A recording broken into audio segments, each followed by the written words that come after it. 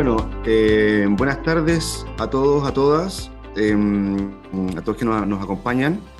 En nombre del Núcleo de Investigación Social Aplicada de la UDLA, les doy a todos también la bienvenida y vamos a darnos este espacio para poder conversar y, como dice el título de la clase abierta, la idea es poder aportar claves para entender en qué consiste esto que se ha denominado de alguna manera como la crisis migratoria en Chile, ¿no? Eh, para poder hacer eso, de alguna manera tenemos tres grandes invitados, dos invitadas y un invitado. Vamos a contar con la participación de María Rocío, con Carolina y con Francisco, y la idea es que ellos, desde sus propios campos disciplinares, desde sus propias investigaciones, también nos puedan ayudar a ir entendiendo este fenómeno. La idea, o sea, ¿cuál es para contarles un poco por qué se nos ocurrió o por qué nos consideramos importante hacer este tipo de encuentros? Porque de alguna manera, lo que hemos podido ver es que en general estos temas que se abordan desde el punto de vista más mediático normalmente quedan como abordados como de manera distorsionada, por así decirlo, ¿no? O de manera parcial. Entonces creemos importante que para que todos podamos tener una lectura más o menos completa, podamos evidentemente aportar elementos de otras miradas.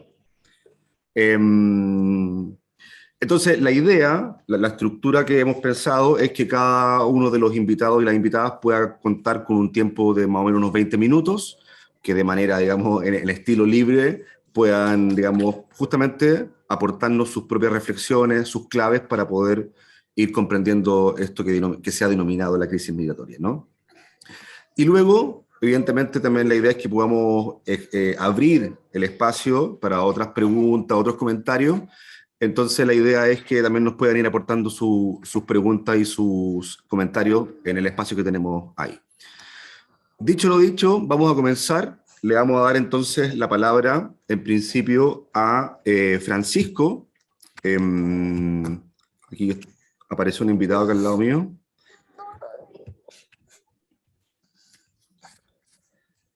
Segundo. Francisco Ramírez, una breve presentación, es trabajador social, magíster en Antropología y Desarrollo de la Universidad de Chile y doctor en Cultura y Educación en América Latina por la Universidad Arcis. Así es que, Francisco, sin más, te dejo la palabra y pero nos puedas también un poco contar, aportar las claves para entender esto que llamamos crisis migratoria en Chile. Muchas gracias. Voy a compartir un poco la pantalla. ¿Sí? La verdad es que agradezco la invitación y la idea, más que dar unas claves, dar algunos datos y algunos tips de qué es lo que está pasando con la migración en general y qué es lo que se ha denominado un poco esta crisis migratoria, ¿no? Es decir, un tema que no solamente debido a lo que podemos observar que está pasando en el norte, sino que en los últimos años ha ido posicionándose, ¿no?, dentro del ámbito no solamente de las ciencias sociales, sino que la discusión y en la agenda pública el tema de migración va creciendo la discusión de ella, ¿ya? Así que para ver rápido algunos temas de por qué es un tema emergente y se posiciona. Primero tiene que ver, obviamente, el crecimiento demográfico de la población migrante, es un crecimiento exponencial.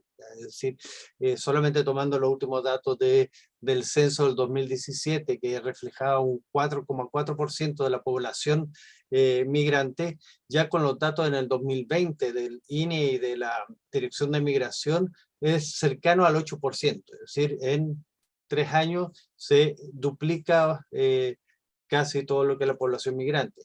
Siempre ha existido un crecimiento, pero este crecimiento ha ido avanzando, especialmente en estos 5 años o 10 años, ha ido creciendo exponencialmente, y eso nos lleva a decir, bueno, está pasando algo con el tema de la migración, ¿ya? Hay un dato que es interesante. Hoy día, según ese dato del 2020, 1.492.000 migrantes en Chile, ¿ya? Y hace un cruce de diversa información, pero eso también significa que alrededor del 2020 llegamos a un cierto equilibrio migratorio. Equilibrio migratorio que estamos recibiendo 1.400.000 migrantes, pero fuera de Chile tenemos 1.200.000 chilenos, ¿ya? Emigrantes. Y eso nos da un cierto equilibrio que no se reflejaba anteriormente. Siempre era mayor la cantidad de chilenos afuera que migrantes en Chile. Ahora tenemos que se sobrepasa un poco los migrantes, ¿ya? Dato importante, ¿no? Y que siempre se nos olvida de que tenemos una población importante que está fuera del país y que también son migrantes en otros lados. ¿Mm? Esta es una caracterización rápida de lo que son los flujos migratorios y cómo han sido los flujos migratorios en Chile, ¿ya? Tenemos como tres grandes grupos migratorios, ¿ya? Uno que es la migración transfronteriza, la migración más común entre los países vecinos, Perú, Bolivia y Argentina, ¿ya? Tenemos una migración sur-sur, ¿ya? De los otros ámbitos del subcontinente, diría yo, de América Latina, y los otros que son más migración occidental, europea, sobre todo, ¿ya? Antes del año 90, el 42% de la población migrante venía siendo occidental, mucha migración europea, española, sobre todo se encontraba antes del año 90. Y la migración transfronteriza, que también era la mayoritaria, ¿ya? Perú, Bolivia y bastante población de Argentina. Esta migración sur-sur de los otros países de América Latina en el año 90 venía siendo de apenas un 6,9%. En esa década del año 90 es que empieza a darse el cambio de flujo migratorio, es decir, crece fuertemente lo que es la migración transfronteriza, pero sobre todo con la característica de la migración peruana. ¿Ya? Es decir, dado el conflicto que vivía en esa década Perú, ¿ya? Se da mucha migración y las características de esta migración es que empieza a darse desde el área rural de Perú, ¿ya? Y mucha migración indígena de Perú, ¿ya? Este es uno de los primeros cambios de flujo migratorio que no es solamente las características de a dónde vienen las personas, sino que se nos empieza a cambiar las características del migrante. Ya no es aquel migrante occidental, ¿ya? Sino que se nos está llenando la migración con una cara indígena y con una cara rural. Y por lo tanto también con cierto rostro de pobreza, ¿ya? Entonces, cuando empiezan a dispararse las alarmas migratorias en la década del 90 es por el estallido migratorio de Perú, y ahí empieza también esta mirada discriminatoria también hacia los peruanos, porque venían siendo los que venían del campo, los que tenían rostro indígena, más que todo, ¿ya? En el año, o década del año 2000, esta migración transfronteriza se va sumando también con un crecimiento en la migración sur-sur. Ahí se da una característica mucho de la migración colombiana, sobre todo por el conflicto también de Colombia, pero sí hay una diferencia, ¿no? Mucho de la migración de la década esa, de la primera década del año 2000 del lado de Colombia tiene muchas características mayormente de población profesional. Muchos profesionales del ámbito técnicos de Colombia, sobre todo, ¿ya? En el 2010 al 2017 empieza ya con fuerza el crecimiento y el cambio del flujo migratorio ya de los otros países del ámbito de América Latina, ¿ya? Y ahí ya vemos que casi la mitad de la población viene de países que Ecuador, Colombia, Venezuela, sobre todo en esa primera parte, ¿ya? Ya al final, en el año 2020, ya se da mayor crecimiento de población haitiana. Lo que hace también que esta población también nos cambie el rostro de la migración a una migración de color, ¿ya? Lo cual para el ámbito migratorio le da cierta especificidad ya no de discriminación por ser migrantes, sino que también de racismo, ¿no? Es decir, sobre todo con el crecimiento de la población, no solamente haitiana, ¿no? Estamos hablando de toda la parte de la costa colombiana, de Venezuela, ¿ya? Incluso de muchos sectores de Ecuador, ¿ya? Que vienen con población afrodescendiente, ¿ya? Entonces, el flujo migratorio no solamente se da en este crecimiento de la población, sino cómo va cambiando las características y por tanto también de alguna manera ha cambiado la reacción hacia el migrante porque ya lo vemos de manera distinta. Ya no es el rubiecito occidental, sino que ya va tomando color tierra, color latino y color afrodescendiente la población migrante. Bueno, no solamente el hecho de la movilidad va a caracterizar al migrante, sino que también hay una serie de fenómenos relacionados con la migración y también con las características de dónde viene la migración, ¿no? Es decir, y cuáles son los niveles socioeconómicos y educacionales también que trae la migración, que de alguna u otra manera van marcando hitos dentro de este cambio de contexto y de flujo migratorio.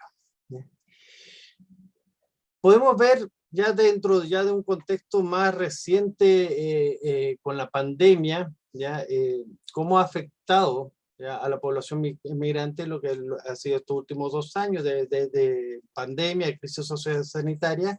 Estos son datos obtenidos casi a la fuerza con el MinSal por ley de transparencia, pero del primer año, ¿no? Entre marzo del 2020 y febrero del 2021. ¿Ya? Del total de casos que había en el país, el 6,7% de casos era de población migrante. Pero vemos que se da con fuerza la cantidad de casos de COVID dentro de la región metropolitana, también por la cantidad de casos y la cantidad de población en general de la región, pero también en el norte, ¿ya?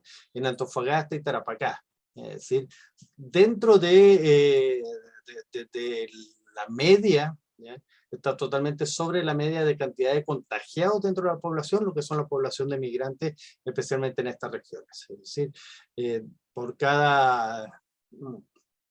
Hay el doble o el triple de contagiados dentro de la población migrante que dentro de la población normal.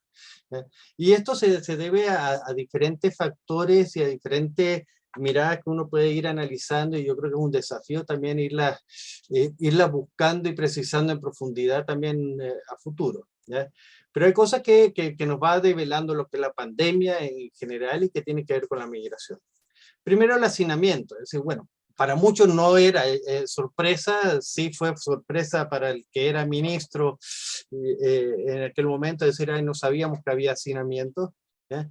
Pero sí el hacinamiento en que llega la población migrante y a través de los mismos contactos de sus redes sociales migratorias en que van juntándose en sitios, en CITES, compartiendo vivienda, y lo cual hace que se dispare en algunos casos el tema en este caso del virus en pandemia. ¿Ya? Esto es bien característico sobre todo en el norte, y ahí vamos a ver algunas características del norte, pero sí en la zona de Antofagasta, y después vamos a ver Tarapacá, pero en la zona de Antofagasta la gran población migrante que hay tiene que ver con los trabajos en el área minera, ¿ya? Se inserta en el área minera. Pero significa que tienen turno en la minería en el norte, ¿no? Es decir, suben 7 días a la mina, bajan otros 7 días a la ciudad, y no tienen una habitación normal dentro, o un lugar de habitación cuando bajan a las ciudades, Antofagasta o Mejillones, ¿ya? Sino que comparten habitación, comparten hostales, y entonces también se da un hacinamiento transitorio, ¿no? Mientras están acá antes de subir a la mina, ¿ya?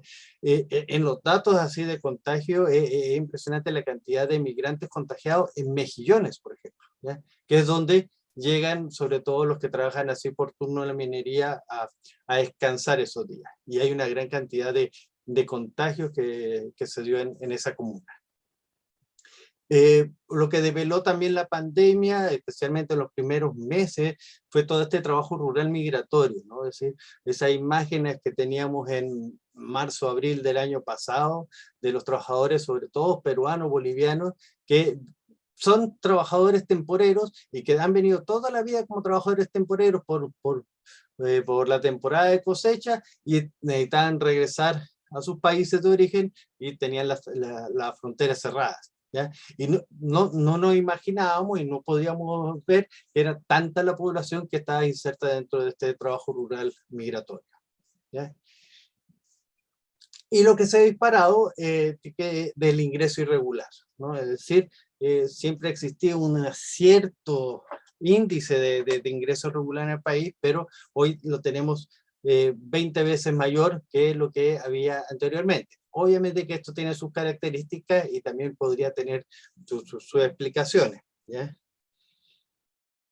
¿Cuál es la mayor explicación? Tiene que ver cómo se da este contexto migratorio y sobre todo estos ingresos irregulares en el norte, ¿no? En el norte de Chile. ¿Qué es lo primero que hay que decir? Y digo yo que explica en gran parte y no se ha dicho o no se escucha mucho, ¿ya?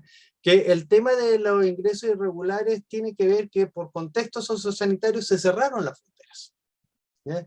Entonces, nadie nos dice de que, lo que pasa es que sí se puede entrar regularmente. No, no se puede entrar regularmente porque están cerradas las fronteras. Entonces la gente busca otros medios y otros caminos. Obviamente que sí, sobre todo el problema sociopolítico en Venezuela, los dichos de nuestro presidente invitando a la migración, ¿ya? Da que se da una fuerte migración venezolana, pero también de otros países, ¿ya? Y esto sobre todo explota por el lado de Colchane, ¿ya? Ahí es importante, y para los que no conozcan mucho la zona del norte, ¿ya? ¿Cuál es la característica y por qué por Colchane? Que si vienen por Perú, ¿ya? Se dan la vuelta por Bolivia para entrar por Colchane. ¿Sí? La gente diría, pues ¿por qué no entra por acá? Primero porque entre la frontera del norte, que está Arica, acá, y Tacna, entre una ciudad y otra, entre Tacna y Arica, hay cerca de 50-60 kilómetros, ¿ya? 50-60 kilómetros de desierto, son ciudades grandes, ¿ya? Y por lo tanto tampoco pasa, hay mayor control de la gente que llega a Tacna y de cómo cruza hacia Arica. Como está cerrada la frontera, normalmente es el paso por el desierto. Entonces son 50-60 kilómetros de desierto, ¿ya? Pero sobre todo en el lado norte, por el lado de Arica, queda mucho la instalación que se hizo en el gobierno militar, ¿ya? De zonas minadas. ¿Ya? Está lleno de minas antipersonales y que por las mismas lluvias, el clima, el viento y todo eso, nadie sabe dónde están las minas antipersonales. Están regadas por toda la frontera. Entonces es una opción más riesgosa. Entonces eso da que la gente cruce para el lado de Bolivia, porque si alguien ha hecho el viaje entre Perú y Bolivia, si uno lo hace por tierra, el viaje entre Perú y Bolivia, no hay un control fronterizo tal. Es decir, el control por el lado peruano de la frontera boliviana está a más de 60 kilómetros de la frontera, ¿ya? Y lo mismo para el lado boliviano. Entonces no hay mucho control entre el paso de Perú y Bolivia, ¿ya? Y además está la característica de la cercanía entre Colchane, que es el lado chileno, y Pisiga, que es el lado boliviano. Son 2-3 kilómetros que hay de distancia entre un pueblo y otro.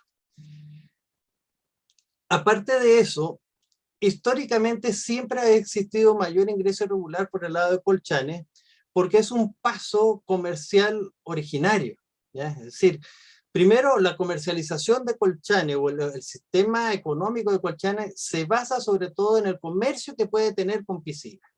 La gente de Colchane se abastece de la feria agrícola que hay en Pisiga toda la semana.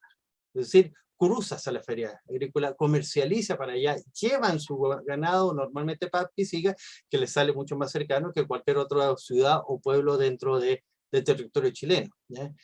Unos años atrás a mí me tocó compartir unos talleres con unas personas que trabajaban en la aduana, ¿no? De Colchane, y ellos tenían clarito, y estos eran de la PDI, que tenían que controlar la entrada y salida, y tenían clarito quiénes de la comunidad y por dónde la comunidad pasaba directamente detrás del cerro, y ahí, o al lado del cerro para cruzar al otro lado, ¿ya? Y ellos sabían que la gente pasaba normalmente por pasos irregulares, ¿ya? Incluso hay un ayllu histórico que tiene población entre Colchane y Pisiga, una comunidad aymara que está dentro de los dos. Entonces un paso muy, aunque sea irregular, un paso común, ¿ya? Que se da entre un lado y otro. Es el punto de comercio y de entrada de Bolivia, obviamente hacia el puerto de Iquique. tenemos lamentablemente un candidato presidencial, lamentablemente todavía candidato, que nos dice, bueno, vamos a hacer una zanja para que la gente no pase, ¿ya? Históricamente sí hay una zanja, pero que no pasa del 1,5 metros, algunas pasa de 2 metros, pero que tiene que ver con el control del tráfico de vehículos. Es decir, en Iquique llegan toda la importación de vehículos que la gran mayoría de ellos son para el lado boliviano, ¿ya? Para Bolivia. Entonces, pero sí hay mucho tráfico ilegal de vehículos por ahí. Y por eso hay una zanja pequeña para que no pasen los vehículos. Es diferente a pensar en una zanja de 3 metros y con alambrado para que no pase la gente. Totalmente diferente. Entonces, se da mucha acumulación de la migración por ese lado de ahí, que viene y obviamente se lleva a la urbe, en ese sentido, hacia el lado de Iquique. No nos aparece el mapa ahí, Iquique, sobre todo cae en Iquique, ¿ya? ¿Y por qué cae en Iquique? Cuando se da mucho el que revienta acá de todos los trabajadores temporeros, ¿ya? Y que se acumulan frente acá al consulado boliviano, al consulado peruano sobre todo, ¿ya? La decisión de los alcaldes de Providencia o de Las Condes fue, no, mandémoslo a Iquique para que hagan cuarentena allá. Esto sin ni siquiera consultarle al alcalde de Iquique, es decir, el alcalde Soria dijo, a mí nadie me consultó y llegaron acá, ¿ya? Y ahí se habilitaron algunos albergues de emergencia en colegios que no estaban funcionando, entre ellos el colegio universitario que no estaba funcionando, llegaron ahí. ¿Por qué ese dato es importante? Porque cuando los migrantes van hacia la ciudad de Iquique, ¿ya? Llevan el dato que están esos albergues, pero esos albergues ya estaban cerrando. Entonces se instalan frente a lo que eran los albergues. Si la Plaza Brasil, que es donde se da el conflicto en Iquique, está frente al colegio universitario de la ciudad, que funcionaba como albergue. Entonces ahí se da un poco esa crisis ahí en la Plaza Brasil. Un dato histórico, ¿ya? Es que en algún momento diputados y representantes de Iquique elevaron una solicitud para poder controlar el tema de la migración, para echar a los migrantes por el hecho de traer violencia, traer cesantía, incluso el documento hablaba de elevar la prostitución de la ciudad y la corrupción de la ciudad. Pero esta solicitud fue hecha en 1875. Y por lo tanto los migrantes, ¿quiénes eran? Los migrantes eran los chilenos. Entonces el conflicto de migración se da fuertemente en Iquique, no solamente ahora, sino una cuestión histórica, en que en algún momento también los chilenos éramos los migrantes en Iquique. Es una ciudad netamente migrante, pero la cual ha crecido su población. Hoy en día fueron desalojados de Iquique y fueron lanzados al desierto arriba de Alto Hospicio, donde están construyéndose campamentos. Alto Hospicio es una ciudad que está cercana a Iquique, está en la pampa en el desierto y que siempre fue construida a través de campamentos. Nació a raíz de campamentos. Era simplemente la estación de tren antes de bajar a la ciudad, Alto Hospicio. Esta es la mirada general que está ocurriendo. Yo creo que sí es importante tomar en cuenta, y acá, dado por el tiempo, me voy a ir apurando hacia los temas emergentes y desafíos que tenemos de futuro, sobre todo, y uno de los temas de contexto, de coyuntura, que sobre todo tiene que ver con la ley de migración y extranjería, que si bien está aprobada, todavía falta todos aquellos reglamentos, las políticas públicas asociadas, las modificaciones de las políticas públicas, y esto sobre todo ayer yo le estaba dando vueltas porque también se nos cambió el panorama un poco sobre los desafíos que va a ser el implementar la ley, implementar políticas públicas, implementar reglamentos, de acuerdo también de qué gobierno es el que nos espera, ¿ya? Si un gobierno que va a ser netamente restrictivo con la migración y con políticas duras y muy fuertes hacia la migración, o uno que pueda tener mayor flexibilidad frente al tema migratorio, ¿ya? Pero no solamente en función de qué es lo que va a hacer el próximo gobierno, cuáles son las políticas públicas, sino como también van a ser escuchadas las demandas de la población y las organizaciones migrantes. Es decir, ya no solamente una población que ha crecido, sino que ha crecido también en poder organizarse, en poder levantar demandas, en poder ser escuchados, y han ido ocupando ciertos espacios de participación, ¿ya? a los cuales tenemos que poner atención. Es decir, es muy fácil para un candidato llegar y decir, vamos a romper relaciones con Venezuela al día siguiente de asumir el gobierno, cuando tenemos 500.000 venezolanos en el país que quedarían en el aire. Entonces, ahí como que no hay una conexión con esa realidad. Surgen muchos temas emergentes dentro del tema de migración y desafíos a futuro, que también los voy a dejar planteados para que podamos discutirlo y también se pueda irlo tomando, ¿no?, más adelante, ¿no? El tema post-pandemia, de todas maneras, se nos viene una crisis post-pandémica fuerte para todos. Un tema muy poco abordado, tiene que ver con la niñez y la adolescencia migrante. Cada vez también va creciendo la población menor de migrantes, ¿ya? También va a ser un desafío, a la vez de que sea la niñez y adolescencia, un tema que va a surgir, también los adultos mayores migrantes, es decir, y la cobertura que van a tener los adultos mayores migrantes. Pero sobre todo este tema de la participación y la organización migratoria es un desafío y que tenemos que tomar también ahí la posta de qué podemos hacer con esto y cómo podemos relevarlo. Es decir, esas es como ideas generales de cuál es el contexto. Yo dejo sobre todo la palabra tanto a Carolina y a Rocío, que están más insertas también en el tema. Gracias. Gracias, Francisco. Bueno, o sea, sin duda que todos estos elementos que nos aporta son necesarios, ¿no? Para poder entender la complejidad, probablemente, de todos los elementos que están como incrustados en esto que se denomina crisis migratoria, ¿no? Y entonces creo que este mapeo que tú nos haces también nos sirve mucho, ¿no? Digamos, no solo hablar del aumento, ¿cierto? Que hay un aumento que incluso probablemente hay personas que se aventuran a pensar que ya estamos incluso en un 10%, incluso más, considerando las personas que están en situación irregular, pero también este cambio en el patrón, ¿cierto? Que estábamos como acostumbrados a recibir personas como más del cordón andino y de repente esto cambia, ¿cierto? Aparecen, como tú dices, estas nuevas actitudes, ¿cierto? A nuevas nacionalidades, bueno, en fin, ¿no? Se empiezan a crear también como estas jerarquías, digamos, de nacionalidades, pero también, a propósito también de cómo ha ido evolucionando también nuestro país en distintos ámbitos, empiezan a aparecer probablemente también nuevas formas de desigualdad, entonces también hay como nuevas fuentes de fricción y conflicto entre, digamos, los ciudadanos, digamos, chilenos y los extranjeros, ¿no?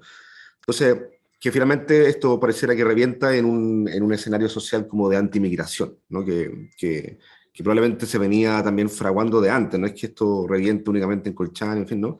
Pero bueno, pero creo que, como tú dices, estos elementos son importantes de considerar. Así que, bueno, Carolina, bienvenida. Muchas gracias, Francisco. Te damos la palabra, Carolina, para que nos cuentes. Yo entiendo que estuviste hace poco en Colchane, con tu grupo y tus investigadores y investigadoras, digamos, tu equipo, han trabajado también hace mucho tiempo, han venido siguiendo también mucho el tema de las políticas. Así que cuéntanos. Bueno, muchas gracias por la invitación. Muy contenta de poder estar acá, compartir estas reflexiones que son súper preliminares. Como decía Felipe, venimos llegando de un segundo terreno en el contexto del proyecto Fondesit y un estudio que estamos haciendo para CNUR, precisamente en Colchane. Así que lo que presentó Francisco viene súper bien como contexto general. Yo quisiera como focalizarme un poquitito más, ¿no?, en lo que estamos viendo en el norte. Momento. Ahí, ¿se ve bien? ¿Sí? Ya. Bueno, como decía Francisco, ¿no?, hemos experimentado un crecimiento importante de la migración en los últimos años. Está fuera de discusión, digamos, y las características que él señalaba las comparto plenamente. En esta tabla uno puede ver cómo en este crecimiento se va, de alguna manera, es interesante cómo se van diversificando los orígenes de la migración que llega a Chile, cómo van, primero era la migración peruana, después la migración, qué sé yo, colombiana, como segunda mayoría, después un tiempo la migración haitiana, bueno, hoy día el tema es la migración venezolana, pero esto da cuenta en el fondo de un dinamismo en la movilidad de las personas enorme. Hoy día estamos con la situación venezolana, pero en el futuro puede ser otro tipo de migración, puede ser que los chilenos tengamos que salir también del país por distintas razones. Entonces, de que siempre tenemos que estar pensando en que la situación del presente actual requiere, por supuesto, medidas y políticas, pero también cuando uno piensa en una política migratoria tiene que pensarla más allá de la coyuntura, ¿no? Y hoy día la coyuntura es Venezuela, pero la política no puede responder, ¿no? La política migratoria o la ley migratoria no puede responder a las demandas o a los temas que plantea este crecimiento, la coyuntura de la situación venezolana. Bueno, aquí vemos, ¿no?, cómo creció rápidamente entre el 2017 y el 2019, de acuerdo a los datos del DEM. Yo también coincido en que esta cifra se queda corta, y me imagino que de superar hoy día los 500.000 digamos, de buena manera, pero dado que es mucha migración irregular, va a ser muy difícil también estimarla. Algunas de las razones de la migración, esto para entender el contexto venezolano, ¿no? Porque muchas veces tendemos a asemejar la situación venezolana con lo que habíamos vivido antes con la migración peruana, con la migración colombiana, y el contexto de la migración venezolana es completamente distinto, ¿no? En general, las migraciones, el concepto rápido que está más a la mano es que se trata de una migración laboral. En este caso se trata de una migración de sobrevivencia, ¿no? Donde la crisis económica alcanza niveles catastróficos que son muy difíciles de imaginar para una persona que no está viviendo ahí. Pero de acuerdo a todos los relatos, o sea, no solamente la pérdida de empleo, sino que el trabajo simplemente no alcanza para lo más básico, ¿no? Donde muchos niños incluso dejan de ir a la escuela porque sale más caro, porque no hay manera de movilizarse, porque llegan a la escuela y no tienen dónde comer. Entonces, bueno, hay todo un tema ahí también de pérdida de derechos de las personas. Y eso hace, por supuesto, bueno, y con altísimos niveles de violencia, con altísimos niveles de corrupción dentro del Estado, con mucha rabia de parte de las personas que no necesariamente eran antichavistas, ¿no? O sea, hoy día está saliendo mucha gente que ya no necesariamente era la lectura de anti-Chávez o pro-Chávez, sino que es simplemente un cansancio y un agotamiento y un sentir de que no hay perspectiva de vida para ellos y para sus familias. Chile no ha sido el principal destino de ese flujo, ¿no? El principal destino está en Colombia, son más de 1,5 millones, casi 2 millones de personas venezolanas que están en Colombia, porque además, bueno, también Colombia muchas veces, o sea, en el pasado también tuvo una migración fuerte hacia Venezuela. Y ahí se da un flujo de retorno y también, bueno, por supuesto, otro flujo importante más de personas venezolanas que buscan en Colombia una posibilidad. Pero también está Perú, también está Ecuador, y hoy día la verdad es que todos los países de América Latina reciben y tienen un incremento significativo de población venezolana.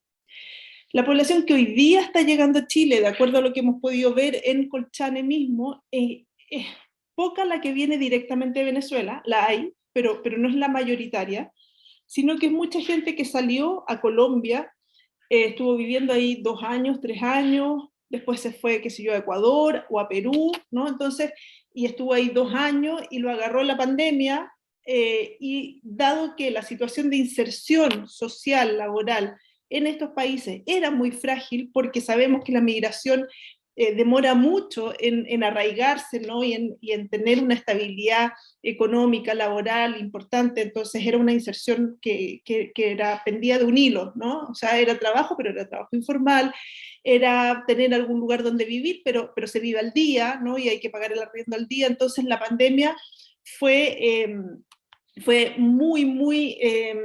afectó muchísimo, con mucha fuerza a este segmento, ¿no? Que estaba más débil, más inserto más precariamente, y entonces es como un tsunami que les pasó por arriba. Y ya saliendo un poco, o sea, de la situación más crítica de la pandemia, se dan cuenta que, bueno, no hay muchas posibilidades tampoco de permanecer en esos países, y empieza a aparecer Chile como una expectativa, ¿no?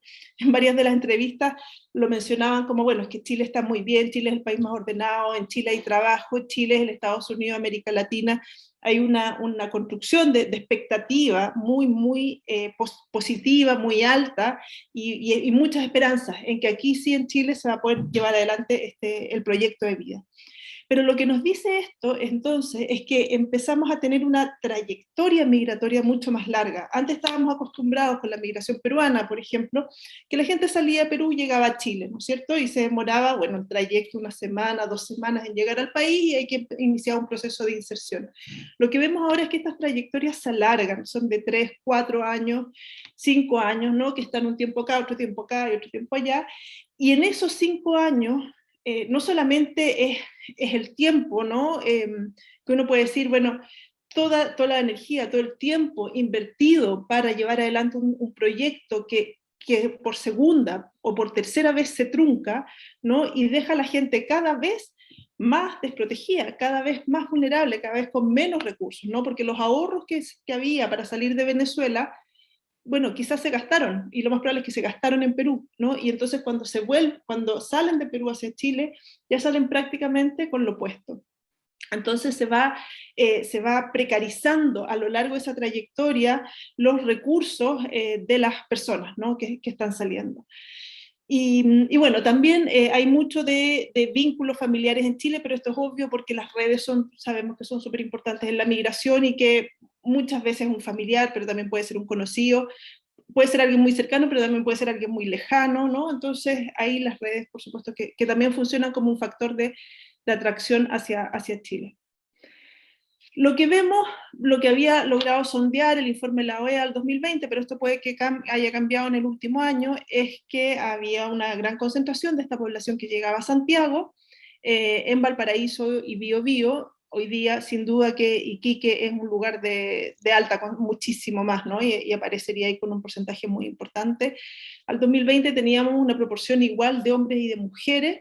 Eso habría que chequearlo en los futuros estudios y encuestas que tengamos, porque se hace también una migración bastante más difícil, ¿no? El trayecto, dado que, como señalaba Francisco, las fronteras están cerradas, bueno, el trayecto mismo es más complejo, ¿no? Y está más lleno de riesgos. Entonces eso a veces en algunas situaciones puede favorecer más la migración de los masculinas. Aunque en Colchane lo que vemos es que llegan también familias, llegan a veces mujeres solas con sus hijos, ¿no? Entonces, bueno, eso es algo que hay que estar monitoreando.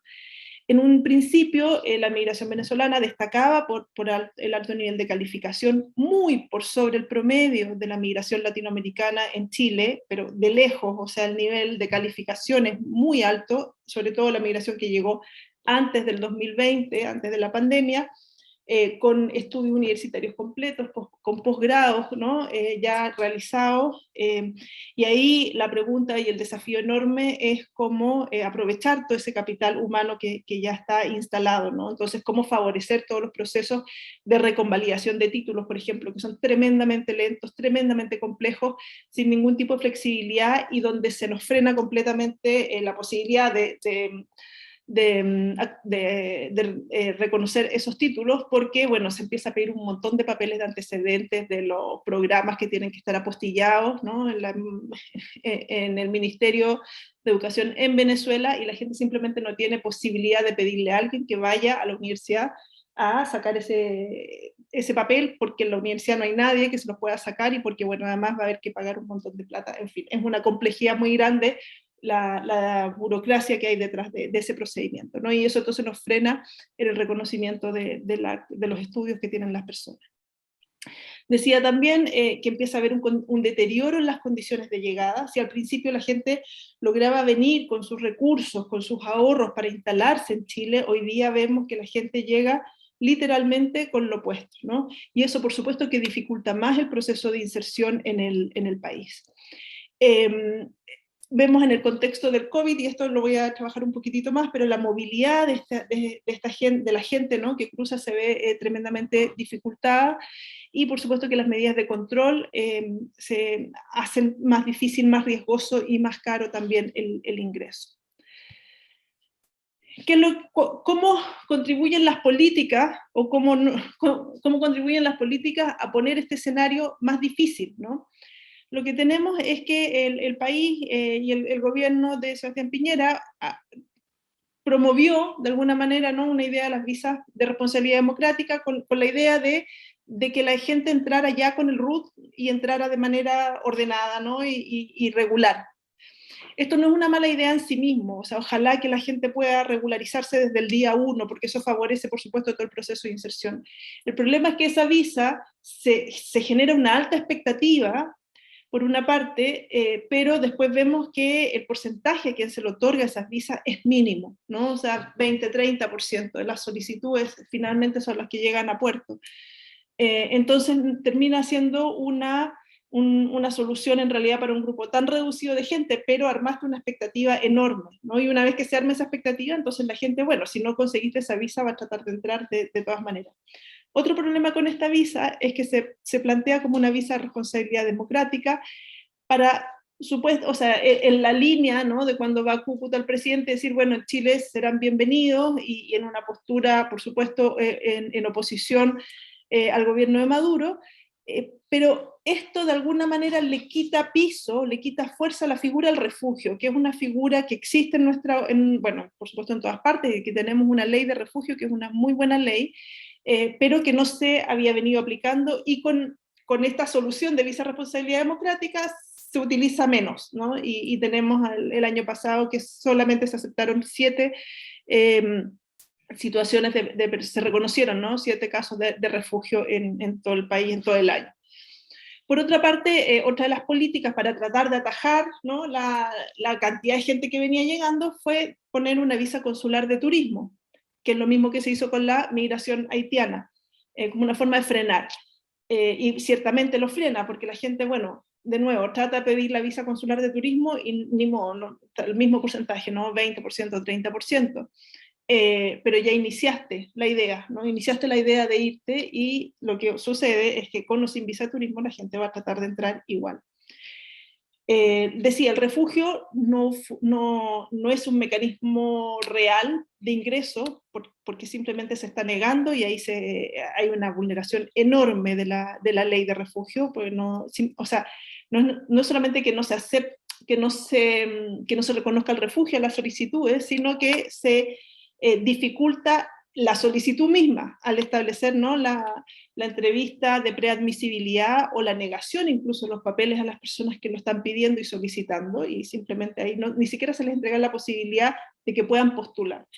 Entonces, bueno, una vulneración enorme, el refugio, no hay manera, digamos, que la gente entre como refugiados a Chile. Y finalmente tenemos el 2020, el cierre de fronteras por COVID. Entonces, estos 4 elementos frenan lo que decía Francisco, ¿no es cierto? Frenan la posibilidad, o sea, es imposible que alguien entre hoy día de manera regular al país.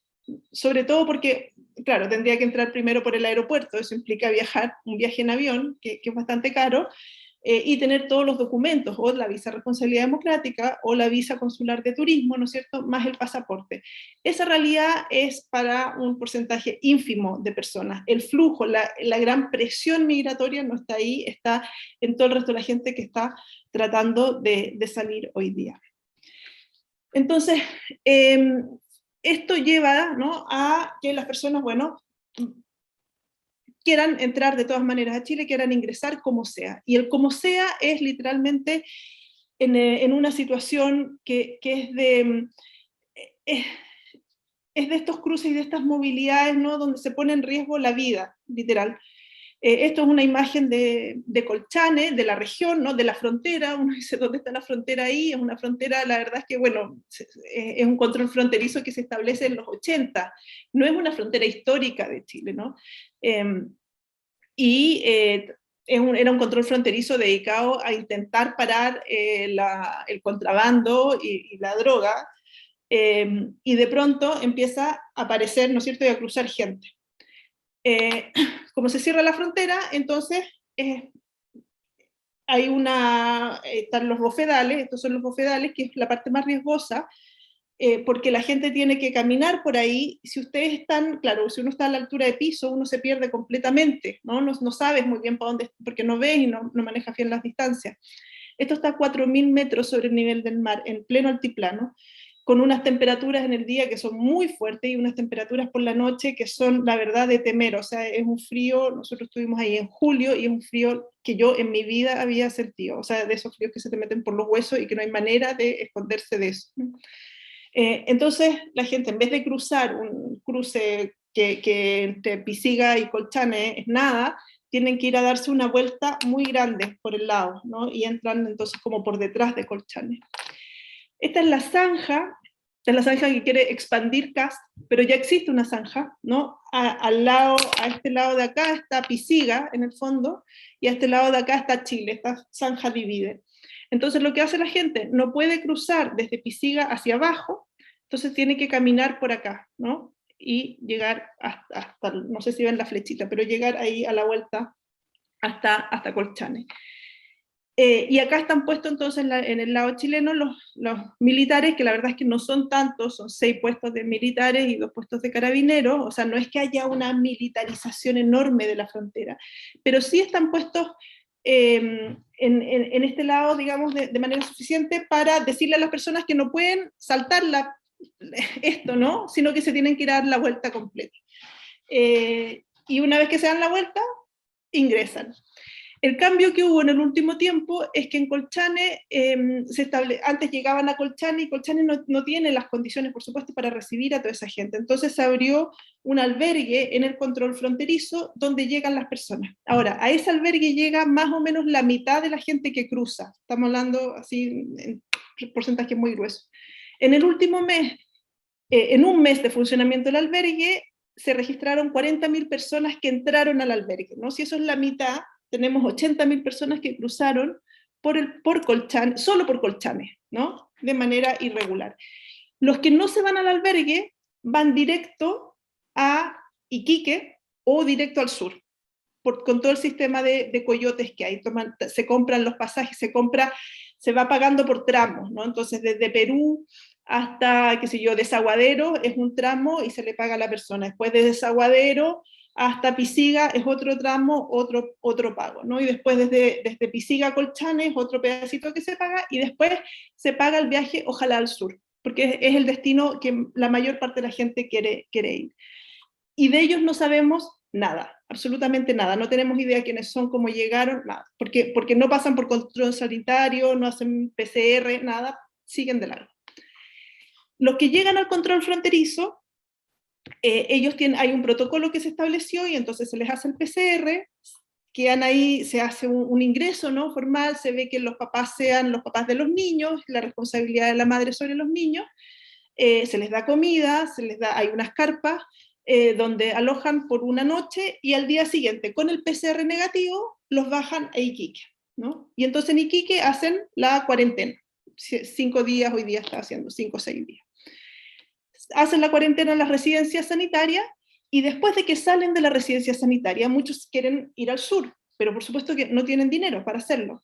Entonces, mientras juntan dinero pidiendo en las calles o como sea, duermen en la calle, porque, o sea, o comen o duermen, ¿no? En algún lugar, en algún hotel. Y como no hay más recursos, entonces, bueno, no queda otra opción que dormir en la calle.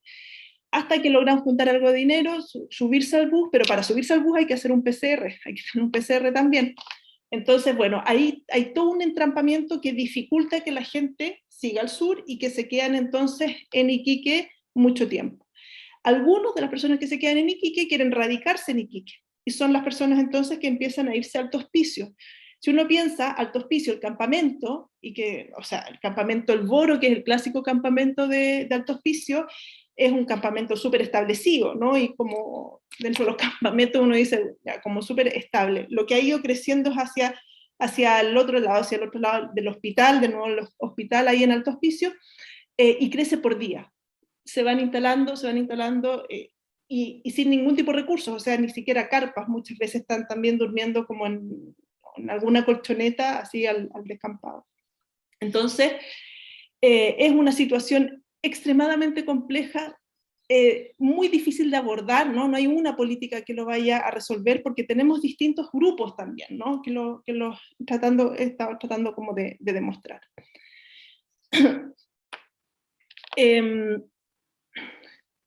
en Iquique, una de las situaciones, digamos, que observamos es que también no hay políticas, ¿no?, que vayan de alguna manera ayudando, ¿no?, a que o las personas se movilicen o generar políticas para que se vayan a residencias sanitarias. Es como la respuesta ha sido desde el área de la salud, evitando el contagio, ¿no? Entonces por eso se van a las residencias sanitarias, pero desde el ámbito de la inserción social o de la ayuda humanitaria, ya ni siquiera inserción social, de la ayuda humanitaria, la verdad es que ha sido muy, muy deficitario. Solo se activó algo cuando se queman las carpas y cuando se produce el desalojo en la Plaza Brasil, ¿no? Porque eso generó tal impacto a nivel internacional que entonces el Estado tuvo que empezar a decir, bueno, aquí tan malos no somos, y es cuando se abre entonces este campamento que les decía en Colchane, que es una de las medidas como de asistencia humanitaria. Otro tema que ocurre, bueno, que un poco como contando quiénes son las personas que llegan, ¿no?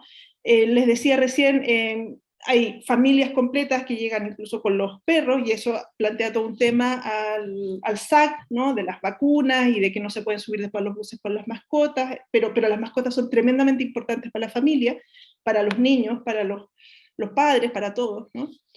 Tenemos también mujeres que viajan solas con sus hijos. Las personas que vienen de Venezuela se vienen literalmente caminando desde Venezuela. Son trayectos que pueden durar 2 meses caminando y durmiendo en las calles y pidiendo para poder sobrevivir. Y cuando llegan, nosotros, o sea, tuvimos la semana pasada, aplicamos 170 encuestas y o sea, pues fueron muy, muy pocos los casos de personas que uno les pregunta por los documentos y tienen pasaporte. La mayoría no tiene, o sea, a lo más tienen la partida, el carnet de identidad venezolano, el DNI venezolano. O sea, es gente que entra sin ningún tipo de documento. Lo que hace de nuevo, uno piensa en el proceso de regularización, o sea, ¿cómo vamos a regularizar a todas estas personas si no hay pasaporte y no hay posibilidad de conseguir tampoco el pasaporte, ¿no?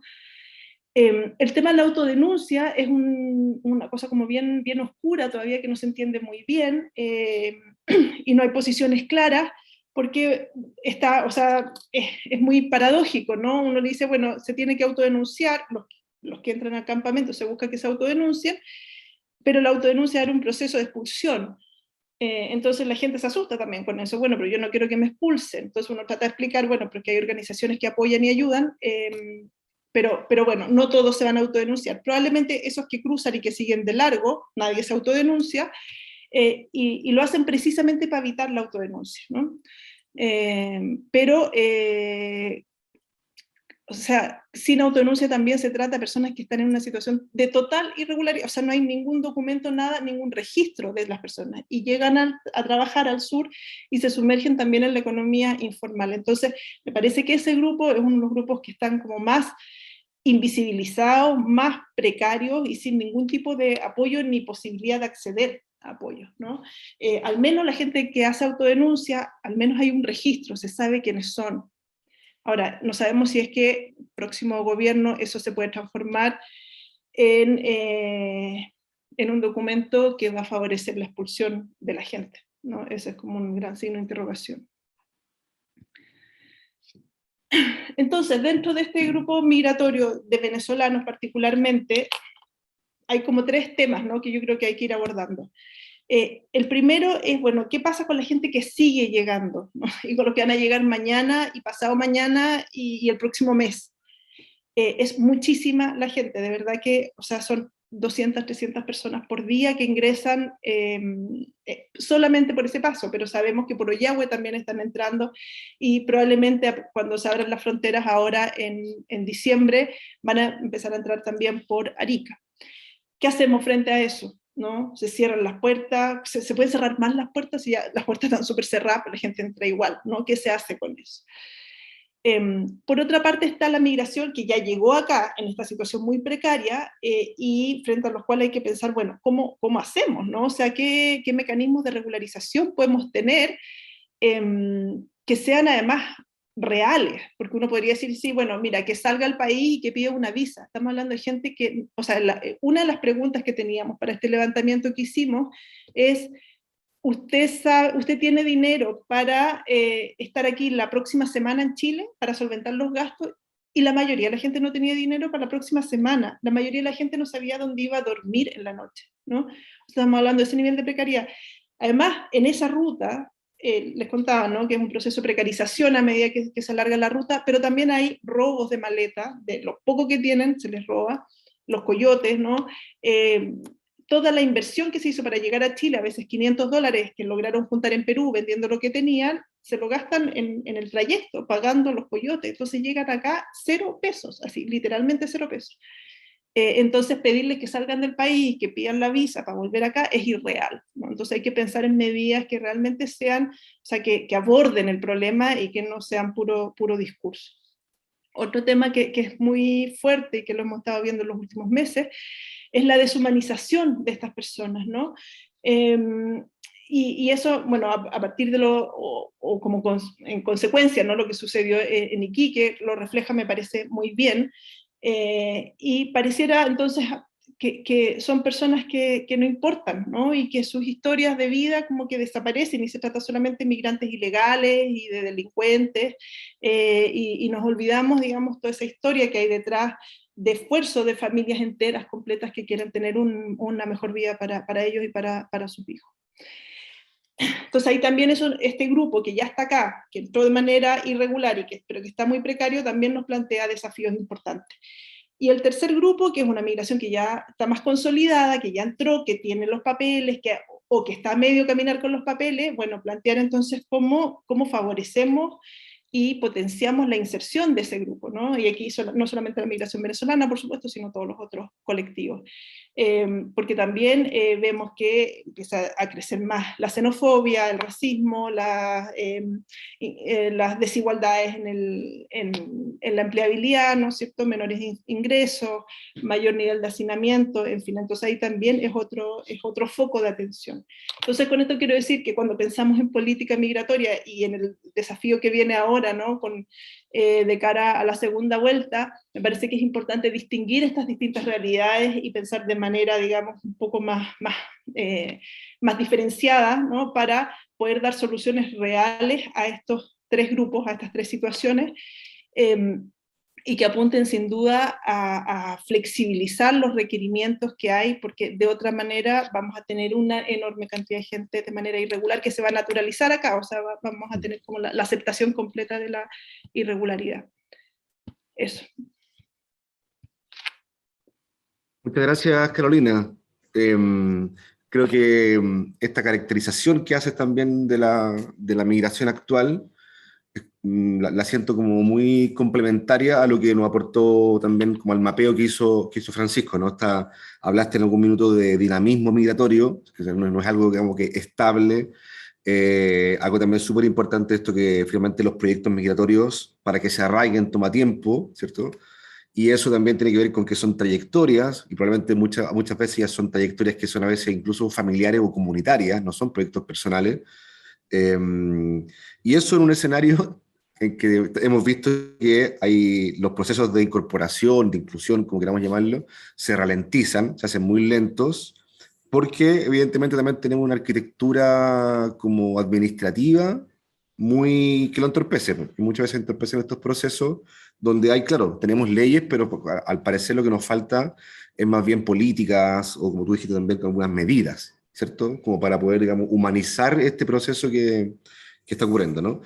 Y claro, la pregunta original, ¿no?, que yo hacía es como cuando hablamos de la crisis migratoria, lo primero que uno debiese preguntarse es dónde está la crisis, o a qué crisis nos estamos refiriendo, porque probablemente este como microestallido social en Iquique, que fue el que acaparó toda la prensa, en fin, estaba como un poco centrado en eso, ¿no? Como finalmente hay un desborde de migración, hay un desborde, digamos, no hay ningún control de nada, y eso finalmente hace que la gente se hastíe y termina finalmente sale finalmente como a ejercer, digamos, sus derechos, digamos, a punta de pala, digamos, o de palo, en fin, ¿no?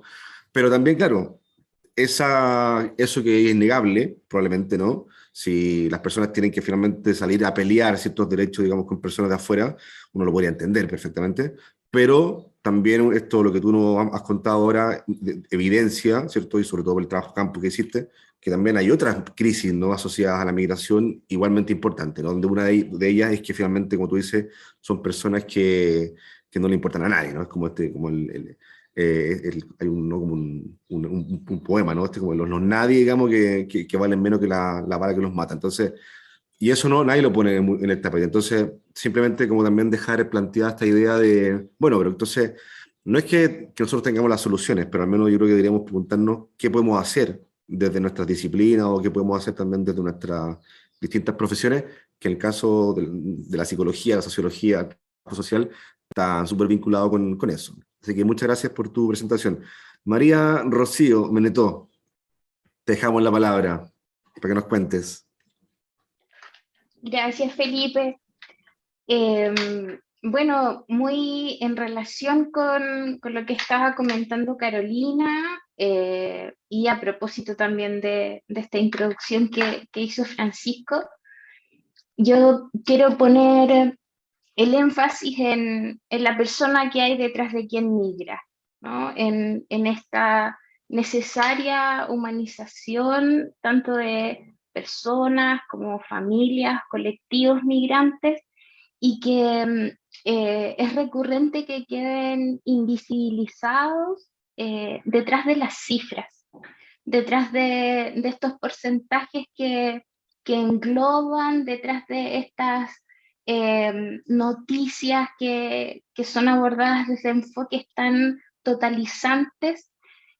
Pareciera que se pierde un poco la mirada de quiénes son o quién está detrás de esta figura del migrante o de la migrante. Entonces, a partir de la vinculación con la temática que he tenido acerca de la implementación, ¿cierto? La fundación y la implementación de una organización no gubernamental, la ONG Marcay, que tiene como propósito favorecer los procesos de inclusión de personas que se encuentran en situación de movilidad humana, es que me ha sido posible irme relacionando con estas características que forman parte de quiénes son las personas que migran, y desde ahí, desde el enfoque profesional situado en mi formación de pregrado, que es de trabajadora social, desde los estudios de posgrado en el ámbito de la psicología comunitaria y las ciencias humanas, nos ha ido permitiendo dar a conocer y sensibilizar respecto de esta necesaria humanización, ¿sí? Estamos hablando de personas que tienen un rostro, que tienen un proyecto migratorio, que sabemos, dadas las características de los flujos migratorios actuales, son multicausales, son complejos. No, ya no podemos hacer ese tipo de afirmaciones que se hacían hace años atrás acerca de personas que vienen en busca de empleo. Estamos hablando de personas que vienen muchas veces para poder resguardar su vida, porque han sentido que corren riesgos en sus países de origen, porque buscan la reunificación familiar, y por motivaciones diversas. Entonces no estamos hablando solamente de grupos humanos que se desplazan en búsqueda de un mejor trabajo, aun cuando ciertamente el empleo es un elemento relevante para poder sustentarse en este país de destino.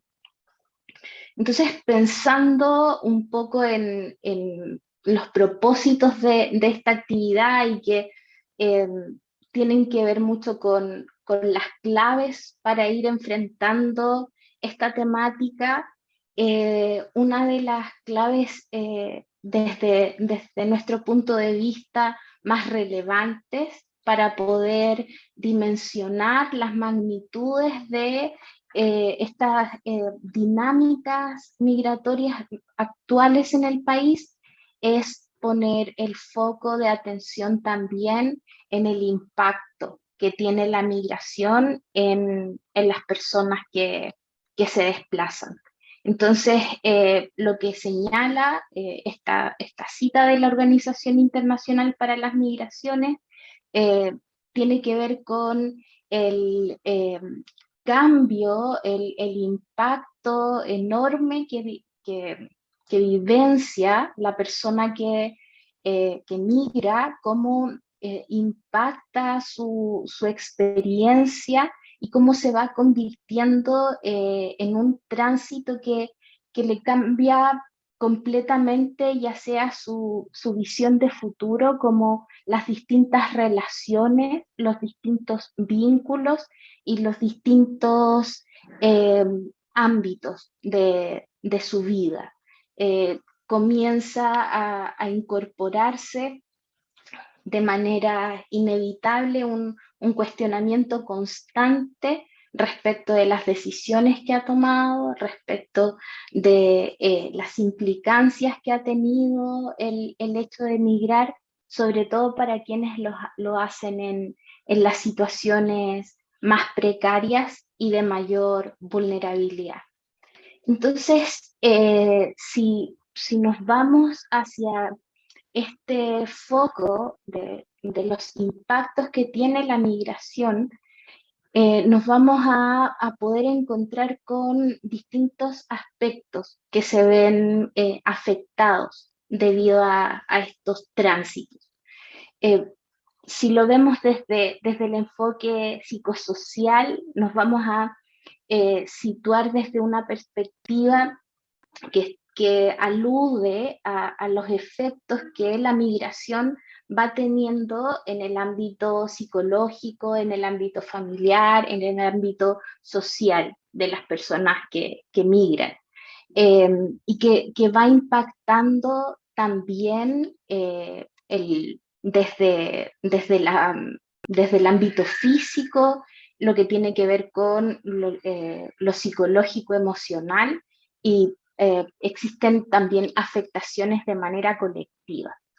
Un aspecto relevante a considerar es que no podemos generalizar estos impactos, sino que tenemos que visibilizar cada caso particular, las experiencias por las que atraviesan las personas migrantes, ya sea desde el inicio de su proyecto migratorio hasta la llegada al país de destino, no son iguales. Los recursos personales con los que cuentan, los recursos de afrontamiento que poseen, tampoco. Las características con las que se enfrentan en los países de destino, dependiendo del periodo en el cual han llegado, también va a ir marcando diferencias. Entonces es muy importante poder entender el impacto de estos procesos de manera individual, pero sin dejar de lado la perspectiva familiar y colectiva. Entonces, cuando hablamos del proceso migratorio, hablamos de un proceso que tiene algunas etapas posibles, no todas efectivamente se concretan. Ciertamente hay un inicio en un país de origen, ¿sí? Y hay un tránsito hacia un país de destino. Puede que exista un retorno desde este país de destino al país de origen, o puede que ese retorno no se dé, ¿sí? Puede que el tránsito sea directo entre un país y otro, o puede que este tránsito implique la detención en algunos países intermedios o en algunas localidades intermedias de un mismo país antes de radicarse en un territorio determinado. Y es necesario que cuando miremos también a estas personas en situación de movilidad humana, lo hagamos desde una perspectiva de la transnacionalidad, porque eh, es importante considerar esta premisa de que independiente de que el tránsito se haya realizado de manera individual, nadie migra solo, ¿sí? Hay familias, amigos, vínculos en los países de origen con los que se va manteniendo o con los que se procura mantener un contacto frecuente mediante ya sea el envío de remesas o la mantención al menos de los vínculos afectivos entre distintos territorios. Entonces, dependiendo de las características que tiene para cada persona este proceso migratorio, nos vamos a encontrar con la posibilidad de mayores riesgos, mayores vulnerabilidades, y desde ese enfoque vamos a poder entender, ¿cierto? O aproximarnos a comprender de qué manera se ve impactado el bienestar de las personas migrantes. Entonces, la vulnerabilidad puede estar asociada a características personales de quienes migran, puede estar asociada a factores familiares, estructurales, situacionales, y en ese espacio de lo situacional es donde nos podemos encontrar con el estatus migratorio como un factor que puede generar mayor vulnerabilidad en la persona que se ha desplazado.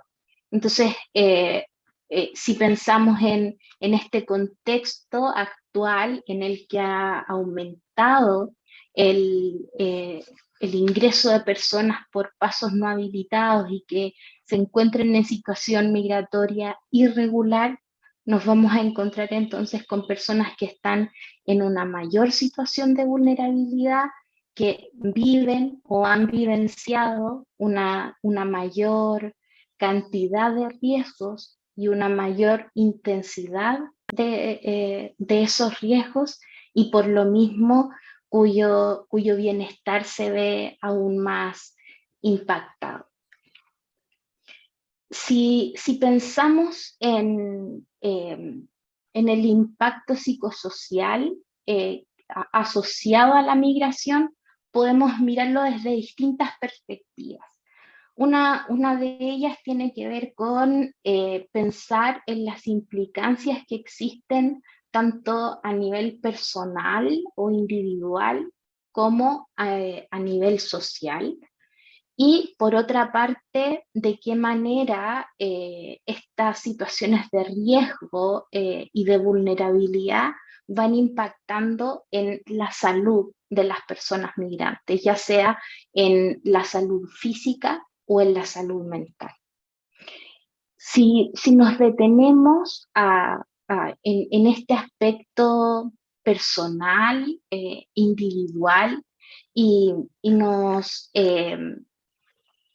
orientamos por quienes han desarrollado estudios acabados respecto del estrés migratorio y del impacto que tiene la migración en el bienestar de las personas, nos vamos a encontrar que existen repercusiones, ya sea en el ámbito físico, en el ámbito mental, que van generando distintos padecimientos, distintas manifestaciones sintomatológicas que tienen que ver con la esfera biomédica, ¿sí? Pero que también tienen implicancias o que están relacionadas más bien con las implicancias de las distintas situaciones de peligro y de complejidad que atraviesan.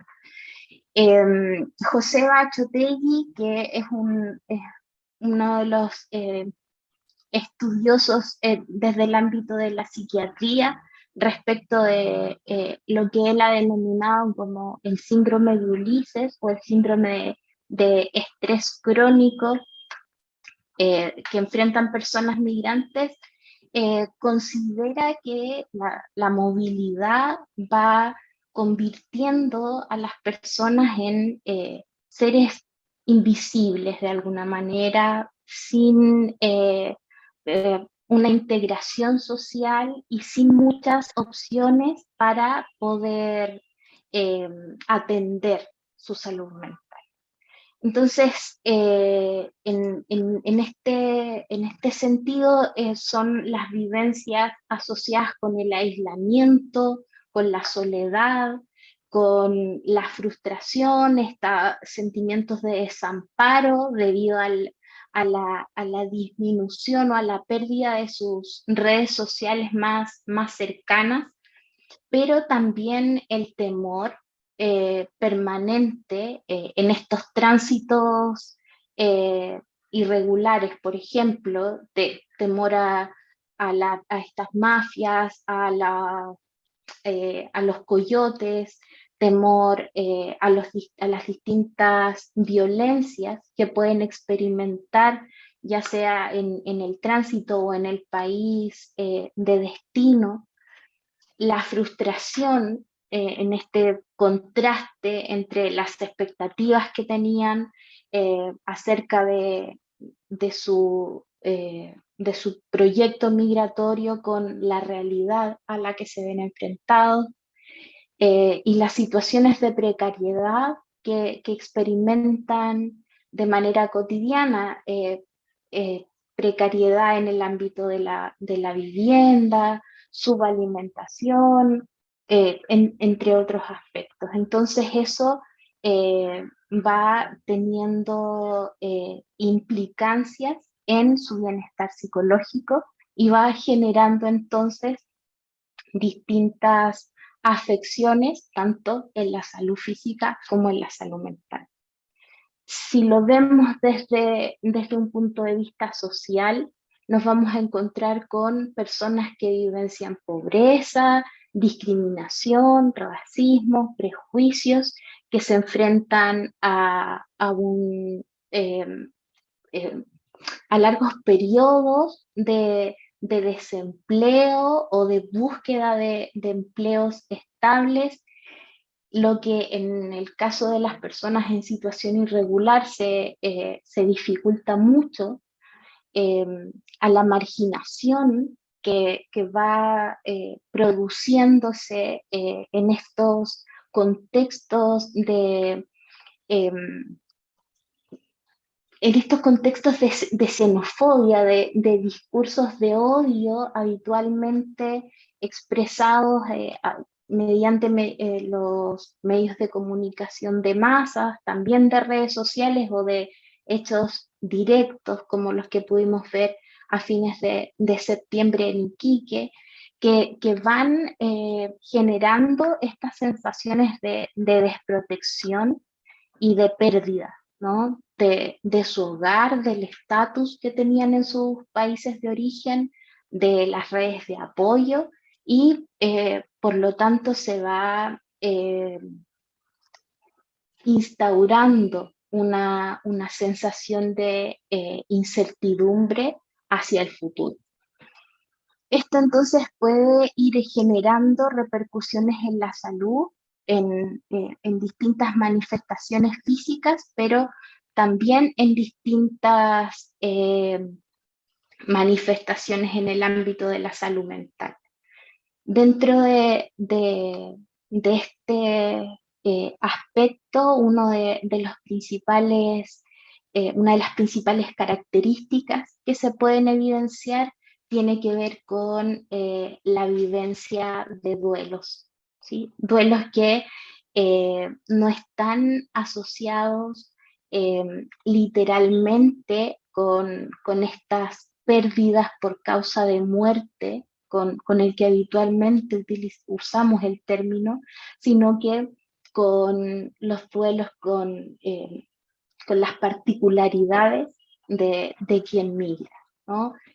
La pérdida, ya sea de manera parcial o temporal, del vínculo con sus personas más cercanas, con la cultura, el duelo por el estatus que ocupaba en su país de origen, el duelo por el clima, el duelo por los distintos aspectos propios de sus vivencias cotidianas de los que se ve separado muchas veces de manera forzosa y que van entonces generando manifestaciones de ansiedad, de depresión. En muchas ocasiones se genera el uso de sustancias psicoactivas, se generan distintos tipos de fobias o de manifestaciones ansiosas o de trastornos disociativos. Entonces, es necesario que podamos tener en consideración todo esto, que tengamos en consideración lo que hemos escuchado en esta actividad, pero también lo que vemos cotidianamente, ya sea en nuestros espacios, en nuestros territorios, y también lo que vamos viendo a través de los medios de comunicación. ¿Cuáles son entonces estas fuentes del estrés migratorio? ¿Cuáles son los temores a los que habitualmente se enfrentan las personas migrantes? ¿Cuáles son los factores que impactan en su estabilidad emocional? ¿De qué manera van pudiendo afrontar los prejuicios con los que tienen que lidiar cotidianamente?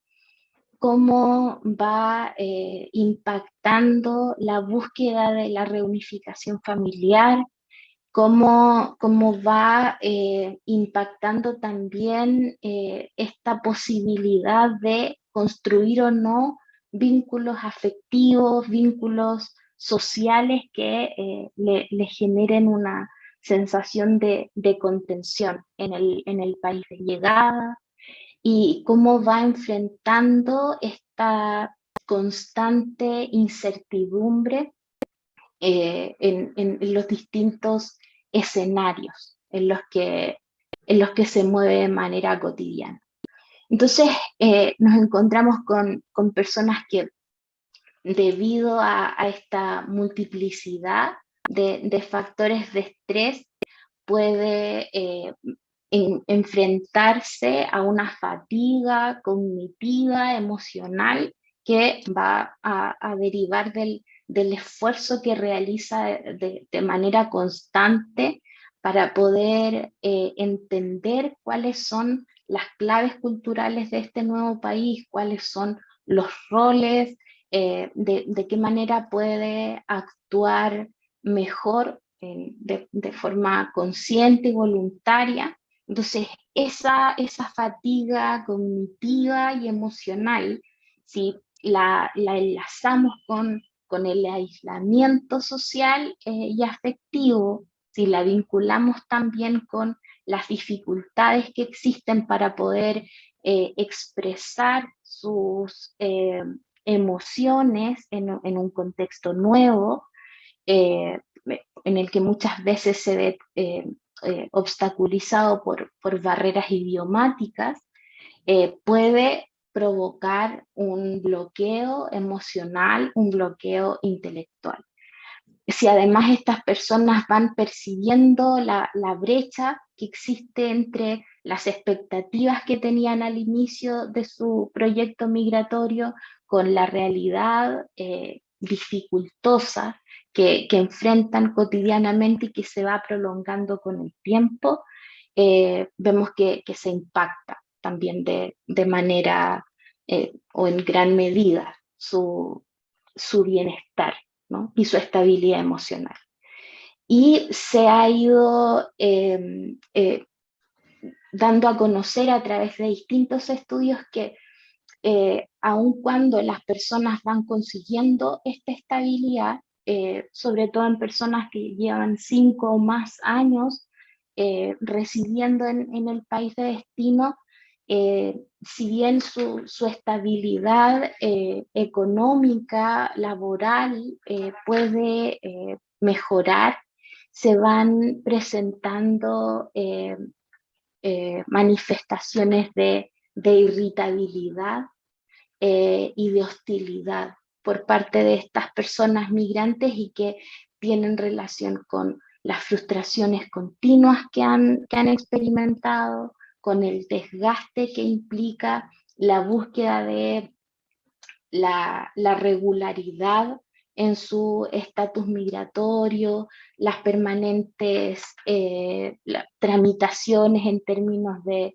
documentación y en el caso nuestro, en el caso de nuestro país también las reiteradas negativas en el ámbito administrativo, producto de la legislación vigente, lo que genera sentimientos de impotencia y de frustración. Entonces, ¿de qué manera poder ir abordando esto a través de la actuación profesional? Hay distintos niveles de atención psicosocial que sugiere la Organización Internacional para las Migraciones. Primero, lo que tiene que ver con cubrir las necesidades más básicas, luego abordando desde lo que implica el apoyo comunitario y familiar, poniendo atención en un tercer aspecto, ¿cierto? A lo que tiene que ver con el apoyo focalizado a grupos que se encuentran en particular vulnerabilidad, como las mujeres, los niños y las niñas, personas en situación de discapacidad, personas de las disidencias sexuales y corporales, y personas que se encuentran en situación migratoria irregular, para poder entonces derivar hacia servicios especializados de atención clínica, en particular lo que tiene que ver con salud mental. Entonces, si se pudieran entregar algunos lineamientos o algunas consideraciones especiales para la actuación profesional en el ámbito de lo social, en el ámbito de la salud, es importante tener en cuenta las barreras para el acceso a la salud, esta diferencia que existe, esta diversidad de experiencias que existe en las distintas personas, la búsqueda de intervenciones integrales que tengan un enfoque psicoeducativo, que puedan incorporar la contención emocional, que desde la atención de salud se orienten desde lo holístico, que se puedan considerar las subjetividades, estos aspectos que son propios de las condiciones de vida de cada persona, poder considerar las barreras culturales, las barreras idiomáticas, y poder entonces disponer de dispositivos de ayuda psicológica de carácter primario, lo que tiene que ver con primeros auxilios psicológicos, por ejemplo, pero también dispositivos preventivos para poder fortalecer las estrategias personales de afrontamiento. Entonces, en síntesis, poder favorecer una atención integral en la que se pueda reconocer el valor y la dignidad de las personas migrantes, en las que se resguarde el ejercicio de sus derechos y en las que nos movilicemos por ir incorporando habilidades y herramientas prácticas para reconocer las particularidades que tienen las personas que se encuentran en situación de movilidad humana.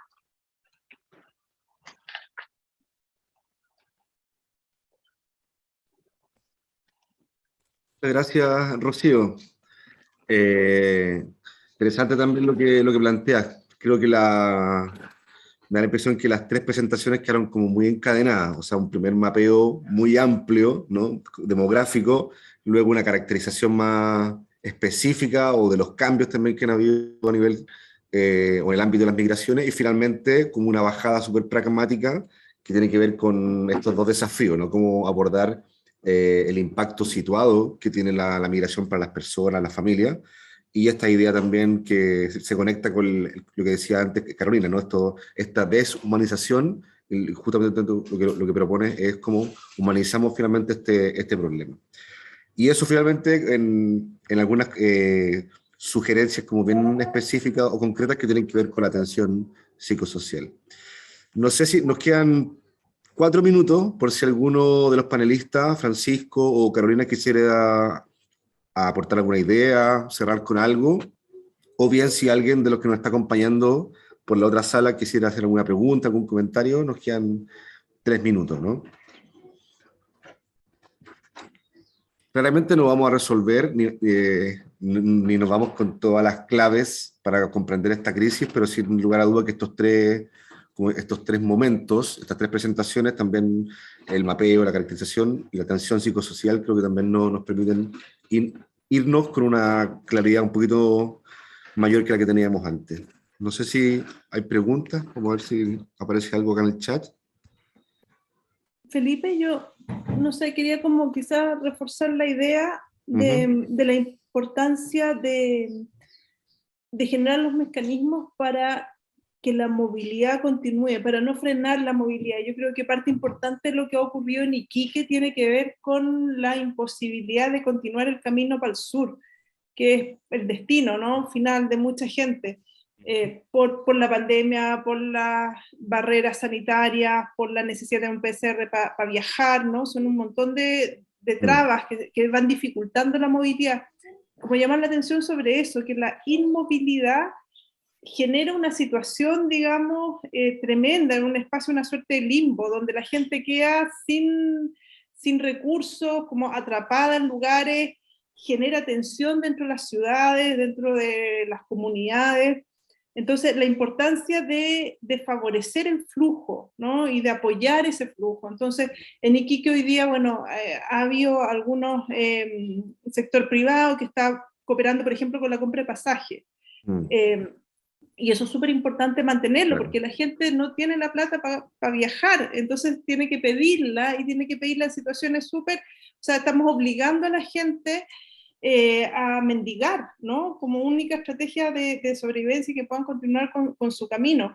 Entonces, si se puede evitar eso en conjunto con iniciativas de privados, qué sé yo, políticas públicas, focalizaciones, lo que sea, pero que la gente se mueva, creo que es una forma, lo mismo en Colchane, lo mismo hoy día leí en Ollagüe, o sea, si los varamos ahí, eso genera, pero es súper nocivo, ¿no? Súper nocivo en primer lugar para las mismas personas, porque no tienen dónde quedarse, no cuentan con recursos, y entonces se quedan en condiciones muy, muy lamentables, y bueno, para todo el proceso migratorio.